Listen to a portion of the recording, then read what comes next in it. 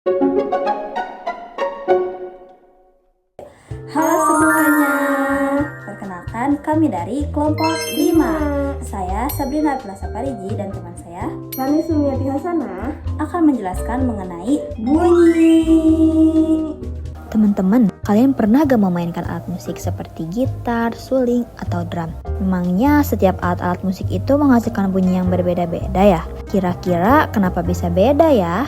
Alat musik itu bisa menghasilkan bunyi yang berbeda. Kalau gitu, ayo kita pelajari sama-sama.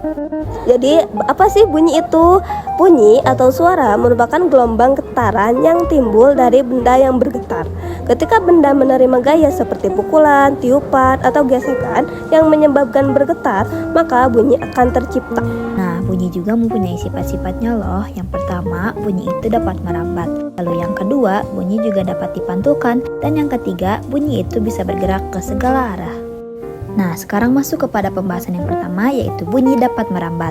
Nah, bunyi dapat merambat melalui media padat, cair, dan juga gas. Misalnya, pada meja termasuk ke dalam benda padat. Lalu ada air termasuk ke dalam benda cair, dan juga udara, yaitu termasuk ke dalam benda gas.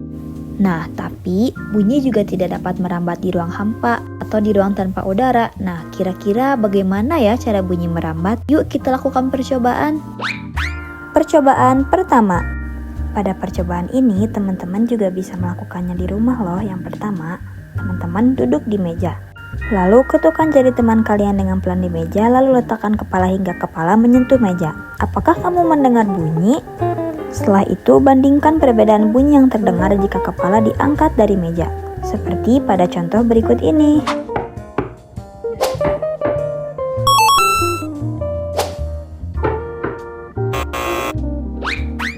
Percobaan kedua. Pada percobaan ini kita akan menguji bagaimana bunyi bisa merambat melalui udara. Yuk simak videonya.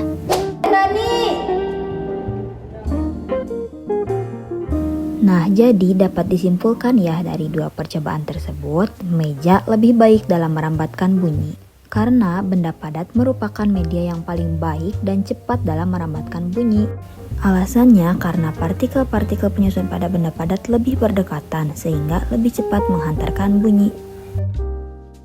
Tahukah kamu bahwa suara bisa dipantulkan? Ketika suara mengenai benda keras seperti batu, tembok, atau lantai, maka suara tersebut akan terpantul kembali ke arah asalnya.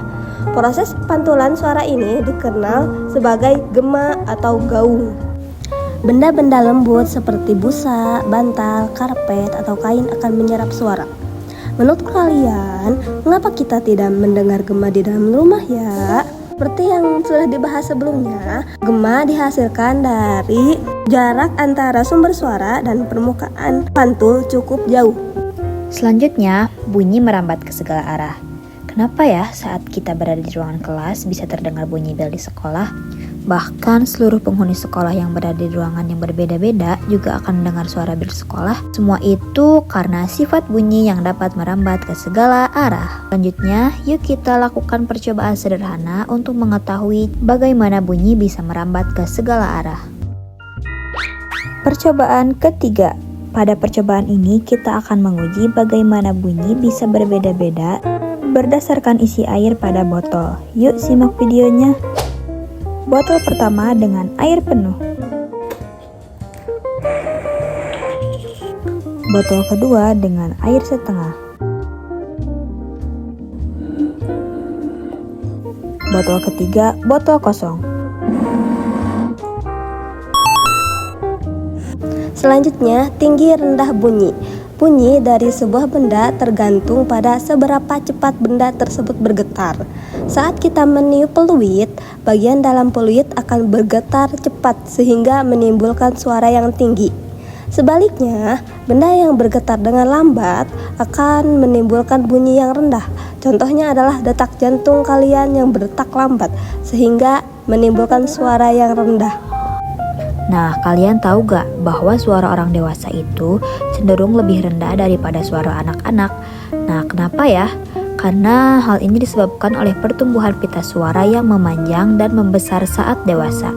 Pita suara orang dewasa lebih besar sehingga bergetarnya lebih lambat dan menghasilkan nada yang lebih rendah dibandingkan anak-anak yang memiliki pita suara lebih kecil. Pernahkah kamu memainkan alat musik xilofon? Pada xilofon, semakin panjang batang xilofon yang dipukul, maka getaran yang dihasilkan akan semakin lambat, sehingga bunyi yang dihasilkan akan semakin rendah. Begitupun sebaliknya, semakin pendek batang xilofon yang dipukul, maka getaran yang dihasilkan akan semakin cepat, sehingga bunyi yang dihasilkan akan semakin tinggi. Materi yang berikutnya ada intensitas bunyi. Intensitas bunyi adalah seberapa keras atau pelan sebuah bunyi. Nah, suara yang keras seperti petir memiliki intensitas yang tinggi. Suara pelan seperti suara orang yang berbisik memiliki intensitas yang rendah. Nah, kita juga tidak boleh loh mendengar suara keras terlalu sering karena berbahaya untuk kesehatan telinga. Contohnya, kita mendengarkan musik dengan menggunakan perangkat audio seperti earphone dengan suara yang sangat keras. Nah, itu tidak boleh karena bisa merusak kesehatan telinga kita. Kita bisa mengubah intensitas bunyi yang dihasilkan oleh alat musik dengan mengatur gaya yang berupa pukulan, tekanan, gesekan, atau tiupan yang diberikan pada alat musik. Misalnya, drum yang diberikan pukulan yang kuat, maka akan menghasilkan intensitas bunyi yang tinggi, dan suling yang ditiup pelan akan menghasilkan intensitas bunyi yang rendah. Nah, ternyata bukan manusia saja yang bisa memanfaatkan bunyi, tetapi hewan-hewan juga bisa memanfaatkannya untuk kehidupan sehari-hari. Contohnya seperti kelelawar, paus, dan lumba-lumba yang memiliki kemampuan yang disebut ekolokasi.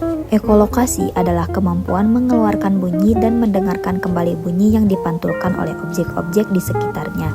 Ekolokasi ini berguna untuk mendeteksi musuh, menentukan arah, dan mencari makan serta berkomunikasi. Nah, pada malam hari, kelelawar biasanya mengeluarkan bunyi ultrasonik ke seluruh daerah sekitarnya. Bunyi yang dikeluarkan oleh kelelawar akan memantul dan kembali ketika terkena objek seperti pohon, serangga, atau bebatuan. Nah, pantulan inilah yang digunakan kelelawar untuk menentukan arah atau mencari makanan.